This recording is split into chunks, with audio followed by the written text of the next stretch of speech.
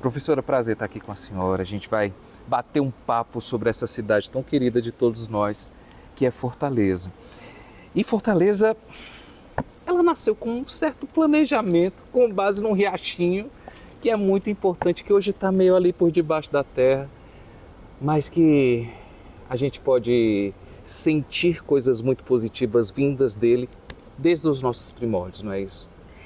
Fortaleza ela surge, né?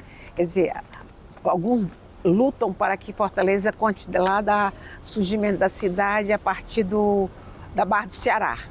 Mas a gente sempre considera o professor Liberal de Castro, que escolheu o dia da cidade, 13 de abril, em 1726, quando Fortaleza é levada à vila. Então, vila na perspectiva do urbano, certo? Então, a vila vai ser já pelos portugueses, mas quem escolheu aquele sítio foram os holandeses. Os holandeses que construíram no Monte Marajatiba uma fortaleza, aquele Forte Johannesburgo. Então, depois que eles foram expulsos, os portugueses, né, reformaram o forte, reconstruíram o forte, que é a fortaleza Nossa Senhora da Assunção. Então a cidade surge, a cidade portuguesa, né, a cidade não, a vila, né, o arruado, né, surge às margens do rio Pajeú acompanhando. Porque que acontecia?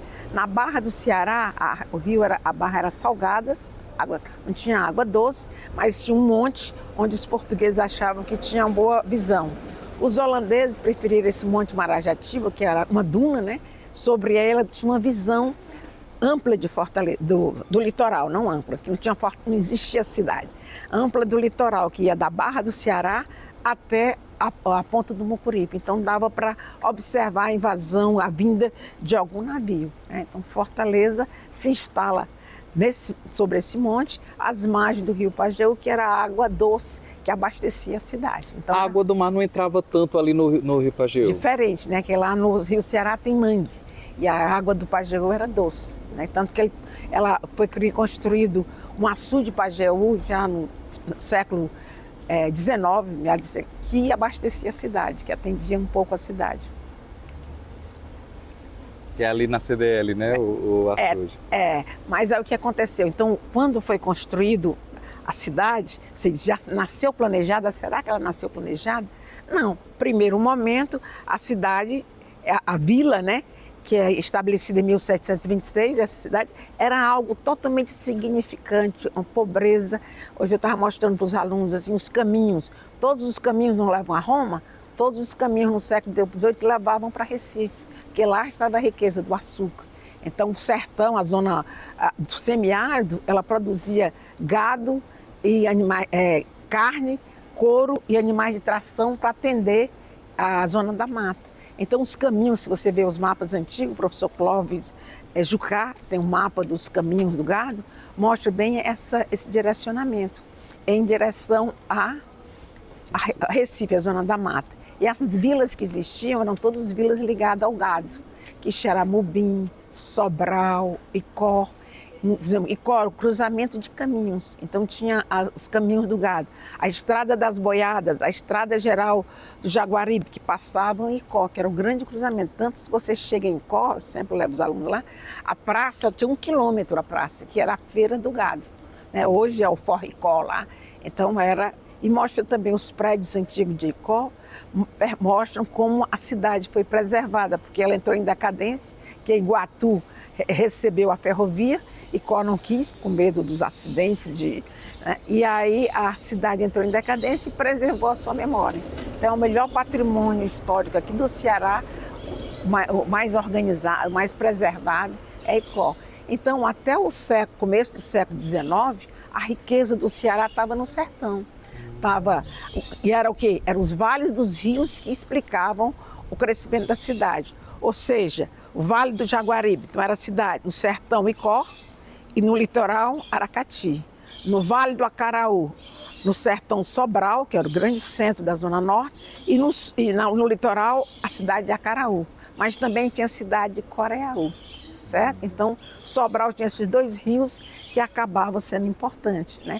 Quando foi construída a ferrovia Sobral-Camusim, preferiram fazer para Camusim porque o porto de Camusim já era um porto natural. Né?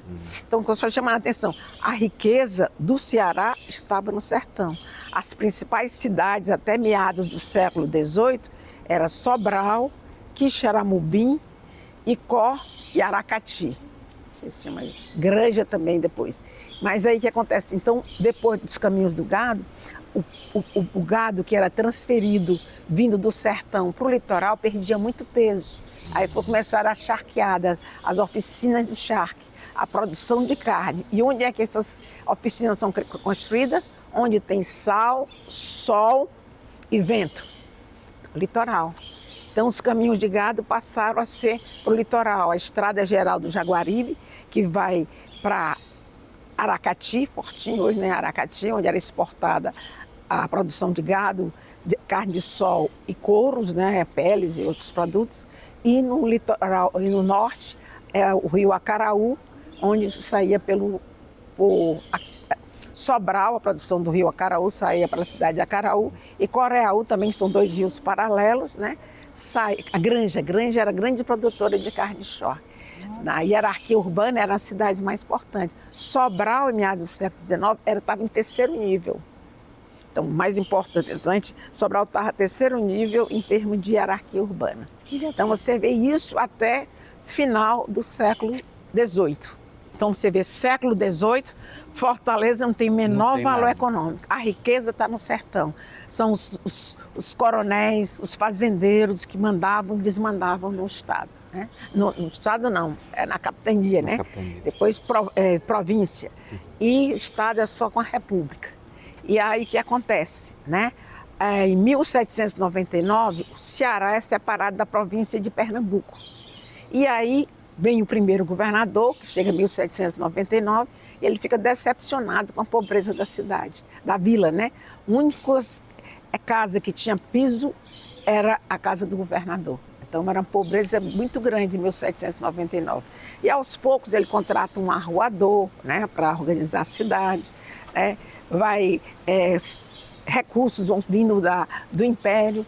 E em 1822 o Império, o Ceará, o Brasil deixa de ser colônia. Com a criação do Império, o imperador Pedro I, né, o imperador Pedro I, para fortalecer o seu poder e evitar a fragmentação do Império, ele dá muito poder aos presidentes das províncias, porque os coronéis, cada um já teve a Confederação do Equador, em 1824, né? Então, cada vez... E Fortaleza é levada à cidade em 1823. Todas as capitais passaram a ser cidades, as que eram vila ainda. E aí Fortaleza começa a aumentar a sua força econômica, porque tem um presidente com mais recursos, com mais dinheiro, como também as exportações de algodão passaram a ser pelo porto de Fortaleza.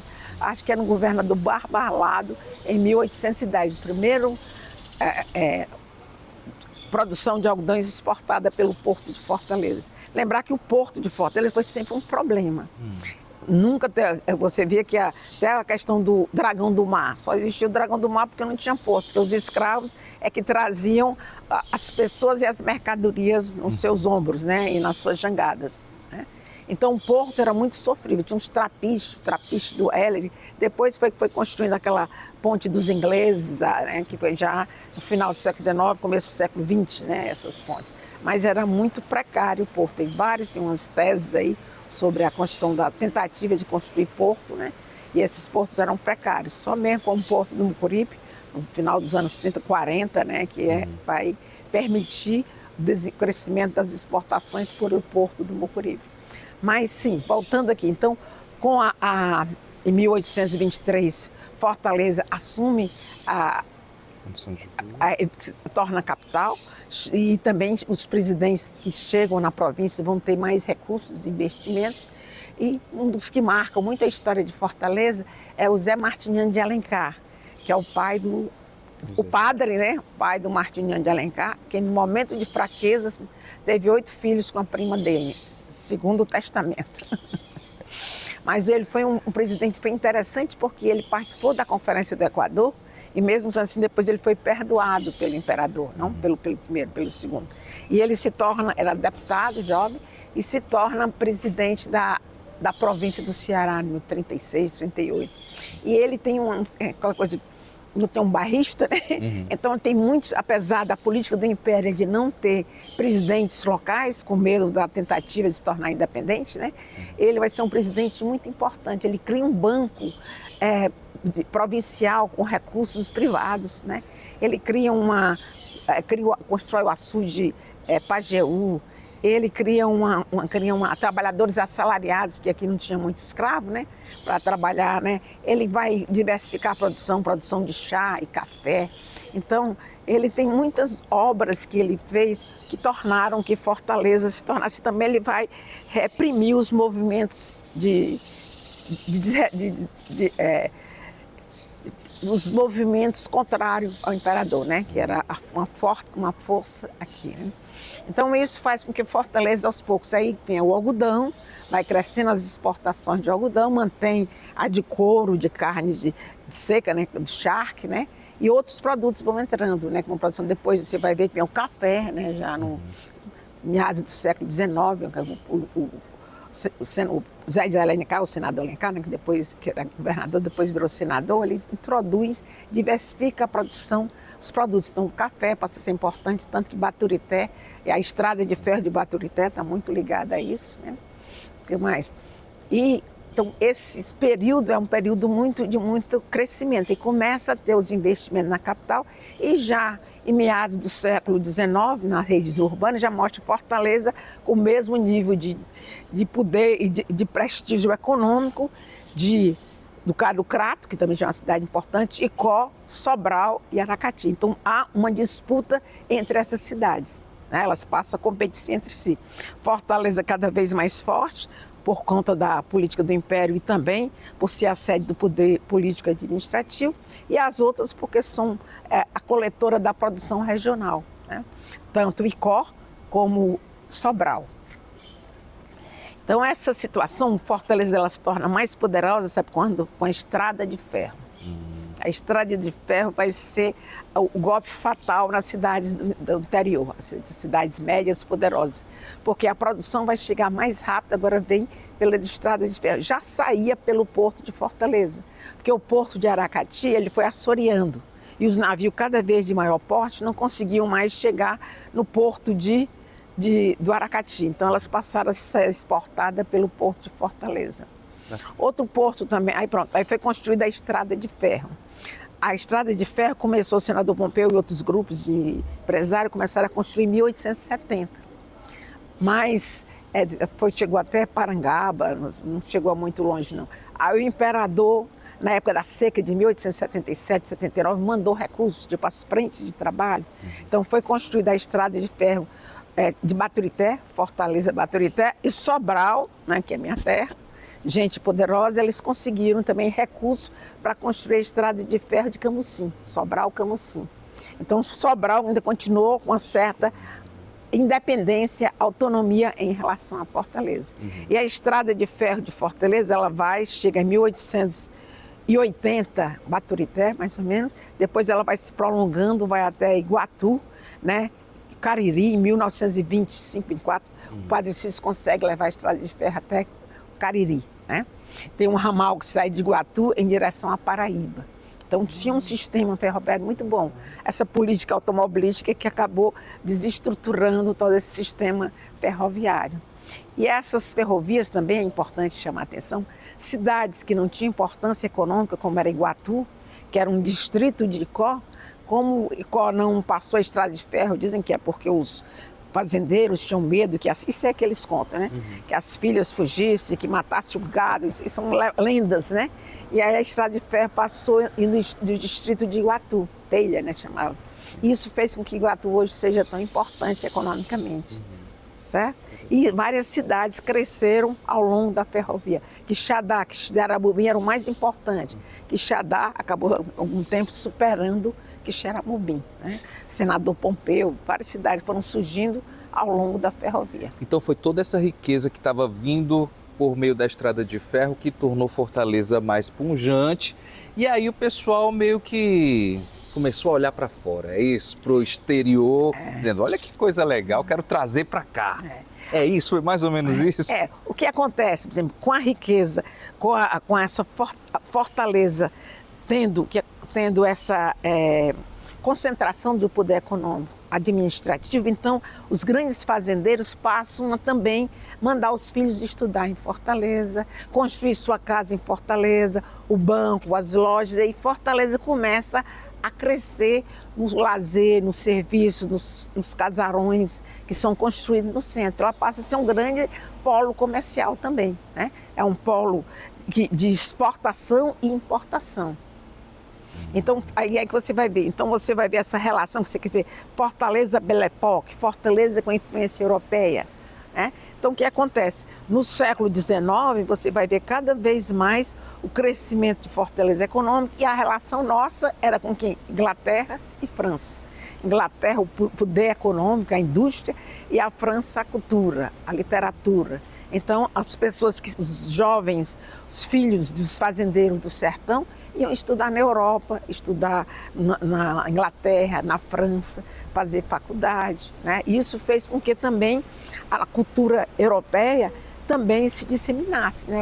Um médico, doutor Tebege, Pedro Tebege, lá de Icó, ele foi ser médico em Icó, em 1850 e tanto, ele começou a construir o Teatro de Icó, né? Teatro da Ribeira do Icó, e criou, a mulher dele tocava piano, então tinha hábitos europeus, né, que foram disseminados, né, no interior do Ceará, como também em Sobral, né, outras coisas.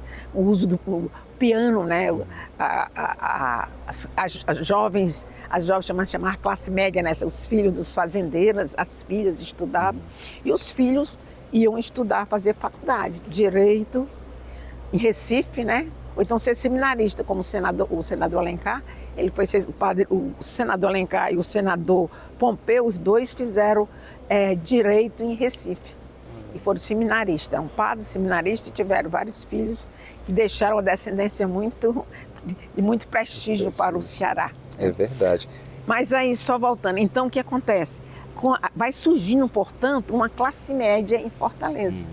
Tá? Tem os fazendeiros, aí tem os professores, os médicos, os que vão surgir nessa cidade, os funcionários públicos, os comerciantes. Isso vai fazendo surgir uma classe média e também o aumento do consumo dos produtos. Você vê naquele livro A Normalista, do Adolfo Caminha, tem um personagem que ele trabalha na importadora. Então ele vai alugar uma casa no Benfica, onde mostra que ele vai comprando os importados para a casa dele no Benfica, né? Onde tem um catavento que também é importado, né? Então são coisas que você vê a influência europeia, porque a nossa dependência era toda dos produtos vindos da Europa. O que se produzia aqui era só bens para exportação, as commodities hoje, né? Era o algodão, a carne, depois veio a carnaúba, né? Que vai sendo outros produtos que vão se diversificando. O óleo de oiticica, né? Que vai ser um grande Brasil oiticica, o óleo de algodão, então os óleos vegetais são exportados, e outros produtos que vão se diversificando. Só na metade do século XX é que você vai ver a lagosta, né, o auge da lagosta, depois a cassinicultura já no final do século XX, né, e hoje a fruticultura e as fábricas de calçado no interior do Ceará. Então há uma diversidade que faz com que o Ceará hoje seja um grande exportador, né, pelo Porto do Pecém. Mas houve uma transformação, houve um processo social, político, econômico que transformou Fortaleza e o Ceará no que nós temos hoje. Uma cidade rica, poderosa, cheia de contradições. E me diga uma coisa, essa questão dessa influência, né?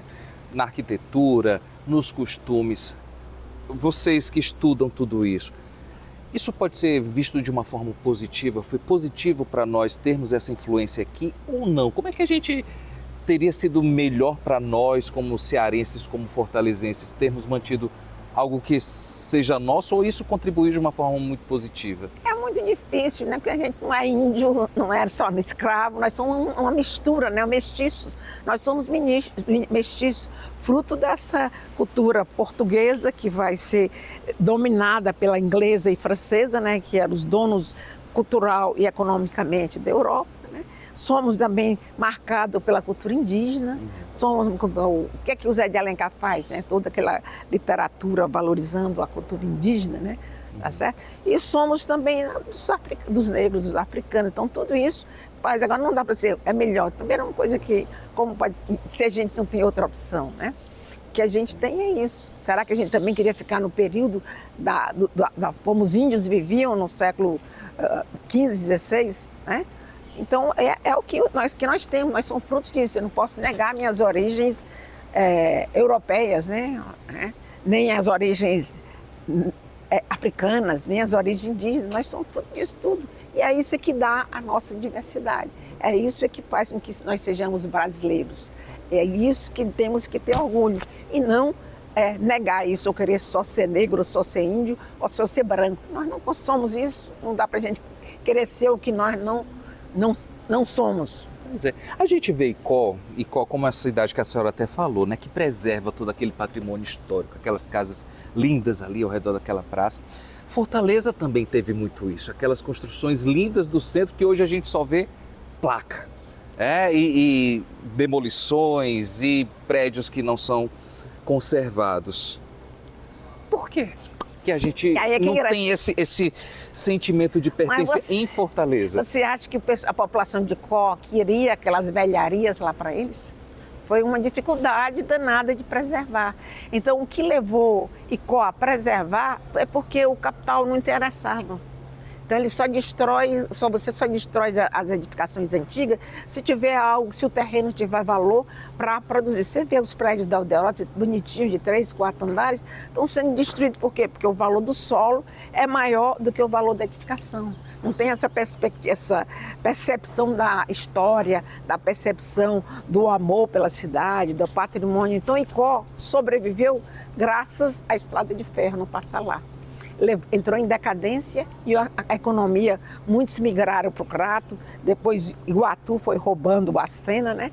E Icó ficou decadente. E isso fez com que tivesse nem dinheiro para destruir os prédios e construir coisa nova.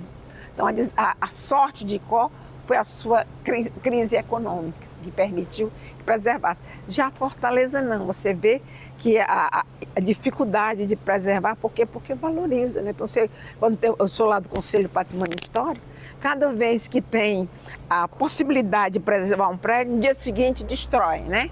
Semana passada já aconteceu um prédio onde foi? Parangaba. Eu vi lá, a crítica por dentro era todo pintadinho, lindo, né? E foi destruído por quê? Porque no local o terreno é mais valioso do que... E é algo muito difícil, né, para os proprietários, né, de saber que seu terreno, sua casa, a família... Que eu sinto lá no conselho, a gente sente isso. Os idosos querem preservar suas casas. Os filhos, os netos querem destruir para poder construir edifícios, que aí dá para ser um apartamento para cada um dos filhos, né? Mas aí, assim, como é que fica a sua história, onde você criou, nasceu? A casa da família Godin, lá na Senador Pompeu, é um absurdo que fizeram. É Senador Pompeu ou General Sampaio? O Nirês fez uma provocação que eu queria saber sua opinião. O Nirês diz assim: o cidadão de Fortaleza, ele não costuma conservar seu patrimônio porque Fortaleza tem uma população muito que veio de fora. Ela não é uma população dessa terra. Ela é uma população formada de muita gente de fora. A senhora concorda, discorda disso? Eu não sei se isso seria o suficiente para justificar. Eu acho que é uma questão de valorização. Quando a gente vai para a Europa, você fica vendo aquelas velharias, como dizem, né? E valoriza tanto, paga para ver aquilo, né? E quando é na nossa terra, a gente não valoriza. Eu acho que é uma questão de educação, de formação, de cultura, né? Então, se você não foi educado, se você é educado a valorizar o que tem nos Estados Unidos, Miami, né? Tem gente que nunca foi à Europa, prefere ir para os Estados Unidos pela modernidade, né? Não quer ver aquelas velharias da Europa. Então, eu acho que é uma questão mais cultural, de formação, de conhecimento. Um cara que leu as obras completas de Balzac vai querer conhecer Victor Hugo ou Charles Dickens na Inglaterra, então vai querer conhecer esses ambientes. Então, a gente, por exemplo, incentiva os alunos a ler A Normalista, ler Gustavo do Adolfo Caminha, porque aí você vai recuperando a história da cidade e revendo na cidade os imóveis que existiam no século XIX. Então, eu já fiz uma trilha, que foi na época até, a gente fez um outubro cultural no Instituto do Ceará, convidou o Sanzio Azevedo, que é especialista, na obra da Adolfo Caminho. E nós fizemos trilhas seguindo os passos da normalista.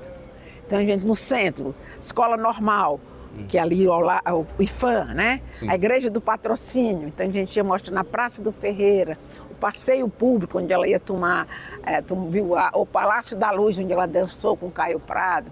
Então, aí você vai recuperando a história, pelo romance você vai recuperando a cidade, né? Os hábitos, então ela fala lá no romance, fala os hábitos franceses do Zucca, lá o rapaz que queria namorar com a normalista. Então ele tinha hábitos, né? Tinha uma cabine a cochê, meu quarto de dormir. Então ela descreve o presidente da província, que era o Caio Prado, né? Que morreu na epidemia teve febre amarela, ele morreu de lá. Que os filhos dele falavam em francês. Ele abriu os salões do Palácio da Luz para valsas, para as danças que chamava a sociedade local. Que o cavalo dele tinha o rabo aparado. Então, hábitos que a gente, quando vê lá descrevendo, ele mostra a influência francesa na cultura. E é um livro muito crítico da sociedade cearense, pelas falsidades, né, pelo normalista que engravida, pela a falta de honestidade das pessoas, tanto dos ricos como da sociedade também local, os problemas que enfrenta. Então, ele retrata essa cidade do final do século XIX. Outros também, né, a Afilhada, né, e outros autores apresentam essa fortaleza que é importante a gente recuperar. Sim. E como é que a gente pode desenhar a Fortaleza do nosso futuro? Daqui a 100 anos, como é que a Fortaleza de hoje está se preparando para os próximos 100 anos? Eu acho a dificuldade do planejamento é porque a gente tem uns políticos, muitos imediatistas. Então, eles não estão pensando em 100 anos. Eles estão pensando em amanhã. O que é que eu posso construir que eu vou ter um grande lucro com aquela construção? Você vê esses prédios de 50 andares, é um absurdo. Essa é a Fortaleza do futuro. Várias torres com aquelas paredes cegas, né, com aqueles jardins falsos, né? Então, que cidade? Como vai ficar a ventilação? Como vai ficar o clima da cidade? Será que alguém está pensando nisso? E toda essa discussão foi feita no plano diretor, pelos técnicos, membros da sociedade, passaram lá um ano discutindo. Na hora H, a Câmara dos Vereadores altera o plano diretor em função dos interesses econômicos que estão pressionando. Então, até que ponto nós estamos preparados na cidade para ter prédios, tantos prédios de 50 andares? E a gente se pergunta, quem tem dinheiro para comprar esses prédios? É especulação? É dinheiro da onde? Que é uma coisa preocupante. Então, é isso que está se pensando em Fortaleza. Então, tem algumas conquistas, como o Parque do Cocó, agora o Parque do Alagadiço, tem alguns movimentos, resistência da sociedade. Isso faz com que algumas áreas ainda se preservem. Mas, ao mesmo tempo, tem os conflitos, como a Matinha do aeroporto. Aquele bairro ali, a Serrinha, diz que vai aumentar a temperatura consideravelmente. Tem um professor nosso que fez o doutorado sobre esse clima em Fortaleza, que ele mostra que a diferença de temperatura do Parque do Cocó para o Pirambu são de 8 graus. E aí o Pirambu, eu disse, mas como o Pirambu é todo plano, não sei o que, eu disse, não, mas ele não tem nenhuma área verde. O vento não tem onde correr, as casas são coladas uma na outra. Então, isso falta que a universidade está produzindo conhecimento e assim mesmo podia subsidiar essas discussões no plano diretor, na legislação, mas o político está interessado em resolver, atender aos que estão financiando suas campanhas, né? Então são imediatistas, então não se pensa a longo prazo. Não se pensa nos seus descendentes, será que vão todos morar na Europa? Será que a Europa também está se preparando para o futuro? Então, quem é que está pensando? Você pensa, não, ficou rico, vou lá morar nos Estados Unidos. Ficou rico e os Estados Unidos também estão com seus problemas, né? A forma como se administra o país também vai sofrer as suas consequências a longo prazo. Então, pensar o futuro teria que ser com muito mais pessoas pensando, e não só um grupo controlando, decidindo o futuro do Estado, do Brasil, da cidade. É preciso abrir o debate para outros setores da sociedade que vivem a cidade, que sofrem no cotidiano da cidade, que passam 2 horas no transporte público, saem de casa para trabalhar. Os nossos alunos também, que vêm lá da Lagoa Redonda para aqui, para o campus do PC, são mais de 2 horas de viagem, né? E não só abrir o debate, mas respeitar o que foi debatido. Que aí você faz... A grande discussão é essa, que é o planejamento. Planejamento tecnocrático. Então foi criticado o planejamento, que os técnicos vinham de cima para baixo. Aí foi feito o planejamento participativo, como a Adriane faz, a cartografia social. Você faz o planejamento participativo, chama, as pessoas propõem, decide, mas aí na hora H, né? Planeja, propõe, mas na hora o que é aprovado no plano diretor. E na lei de uso e ocupação do solo, e no zoneamento, né? Outro problema sério são esses condomínios horizontais. Eles fragmentam a cidade, né? Tem grandes equipamentos como o aeroporto, como o campus do PC, como o 23BC, o Unifol, são grandes equipamentos que fragmentam o espaço. Então, para você atravessar aqui, você não pode atravessar o PC sábado, domingo, que é tudo fechado. Então, a cidade fica fragmentada. Imagine os condomínios de luxo que estão fazendo isso em Eusébio. A fragmentação do espaço. E aqui, em vez de quando tem proposta de aumentar, porque em Fortaleza não podia ter condomínios que ocupassem mais de uma quadra, que seria 10 mil metros quadrados ou 12.500 metros quadrados. Mas em vez de quando tem umas concessões, e isso será que se isso vai ampliar, que eles falam muito, a fragmentação do espaço, né? O espaço fica fragmentos e quem vive no seu condomínio, na sua ilha de amenidade, de riqueza, sai do seu condomínio, vai para o beach park, vai para o shopping, vai para a sua escola, não vive a cidade, né? Vive se tiver os engarrafamentos, né? Então a cidade não é pensada para o habitante. Quem mora na cidade, como você viver a cidade, né? Tem assim, o Paris, você vê em Paris, cada arrondissement tem sua escola, tem seu bairro, tem seu comércio e tem um sistema de transporte público de metrô que permite você se deslocar, em tese, rapidamente, nos vários espaços. Mas a cidade que é feita para o automóvel, que o transporte público é deficitário e que os engarrafamentos são grandes, como é que fica? Que cidade é essa? Né? Que aumenta a densidade sem melhorar a infraestrutura? O que é que vai ser a nossa cidade? Então, o que é que vai ser a cidade do futuro? A gente não sabe. Vai depender da gente, dos nossos alunos aí que a gente está formando, para ver se eles têm um papel mais protagonista na cidade, na sociedade, para lutar por uma cidade melhor, né? Bons arquitetos, engenheiros, geógrafos, sociólogos, professores, eles têm um papel muito importante para pensar a cidade do futuro. Então, cabe à universidade formar pessoas que tenham compromisso, que tenham esse sentimento de pertencimento, que pense não só na geração presente, mas pense nas gerações futuras, né? Que esse que é um desenvolvimento que chama humano, não um desenvolvimento puramente econômico, é desenvolvimento, o ODS, objetivo do desenvolvimento sustentável, que seja sustentável não só economicamente, ambientalmente e socialmente, que as gerações futuras possam usufruir dessa cidade, seus netos, seus filhos. Eu não tenho filho, mas tenho muitos sobrinhos que poderiam ter uma qualidade de vida melhor. Encerramos bem, hein? Foi bem. Você eleito. Maravilha. Vocês estavam Maravilha, assistindo professor. aí? Nem bateram palma?